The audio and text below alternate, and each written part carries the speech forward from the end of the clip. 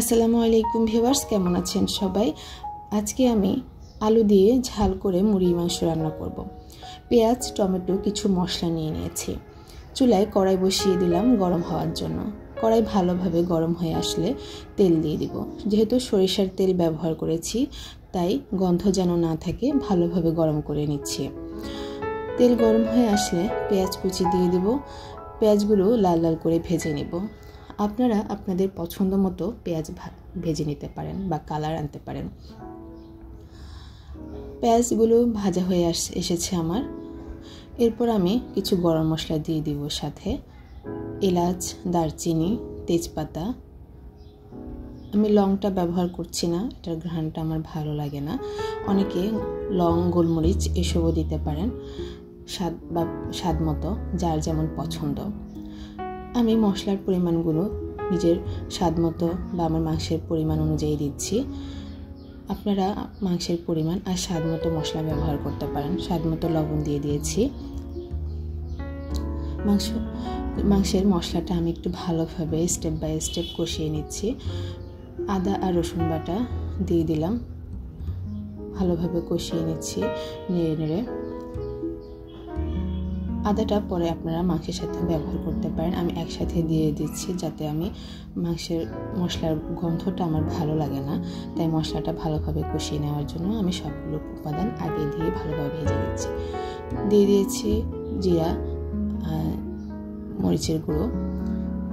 যেহেতু ঝাল করে রান্না করব, তাই মরিচের গুঁড়োটা বাড়িয়ে দিয়েছি আমি। মশলা লেগে যাচ্ছিল, তাই আমি একটু পানিও দিয়ে দিলাম যাতে মশলা পুড়ে না যায়। মশলা পুড়ে গেলে রান্নার স্বাদটা নষ্ট হয়ে যায়। পরিমাণ মতো গরম মশলার গুঁড়ো দিচ্ছি। গরম মশলার গুঁড়োটা আমি প্রায় সময় মাংসে ব্যবহার করি, ভালো লাগে আমার কাছে। মশলাটা আমি খুব ভালোভাবে কষিয়ে নিয়েছি। ভালোভাবে কষানো হয়ে গেলে এরপর আমি টুকরো করে রাখা মাংসগুলো দিয়ে দিব। যেহেতু আমি ভুনা করব, তাই আমি মাংসগুলোকে খুব ছোট ছোট করে পিস করে নিয়েছি। মশলার সাথে মাংসটা নেড়ে খুব ভালোভাবে কষিয়ে নিচ্ছি। অনেকেই অনেক প্রসেসে অনেক মজার মজার রান্না করে থাকেন, আমাদের সাথে অবশ্যই শেয়ার করবেন। আমরাও আপনাদের রান্না দেখে কিছু শিখতে পারি। আর আমার চ্যানেল যদি রান্না বা আমার ভিডিওগুলো ভালো লাগে, অবশ্যই লাইক, সাবস্ক্রাইব, কমেন্ট করে আমাদের পাশে থাকবেন। সাধারণত আমি আমার টুকটাক ভিডিওগুলো আপনাদের সাথে শেয়ার করে থাকি।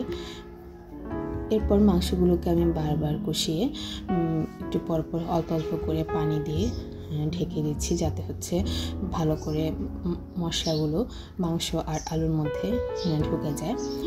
যেহেতু আমার মশলাটা একটু ভালোভাবে মাংসগুলোকে ভালোভাবে কষানো হয়ে গিয়েছে, এবার আমি এটাকে খুব একটু বেশি পরিমাণে ঝোল দিয়ে কষিয়ে নিয়ে তারপরে এরপর ঝোলটা শুকিয়ে নিব, যাতে স্পাইসি বা ভুনা ভুনা হয়। একদম ঝোল শুকিয়ে নিব আমি। আর এভাবে আমি মাংস খেতে পছন্দ করি। দেশি মুরগি হলে তখন ঝোলটা খুব ভালো লাগে, বাট কক বা ফার্ম হলে তখন আমি এভাবে ছোটো ছোটো করে ভুনা করে খেয়ে থাকি। আপনারাও কীভাবে মাংস রান্না করেন বা খেতে পছন্দ করেন অবশ্যই আমাদেরকে কমেন্টস করে জানাবেন। আর অন্য কোনো ভিডিও, রান্নার ভিডিও বা কিছু জানতে চাইলে অবশ্যই জানাবেন। মাংসটা একদম ভাজা ভাজা হয়ে এসেছে। যতটুকু পেরেছি আমি আপনাদের সাথে শেয়ার করেছি। ধন্যবাদ।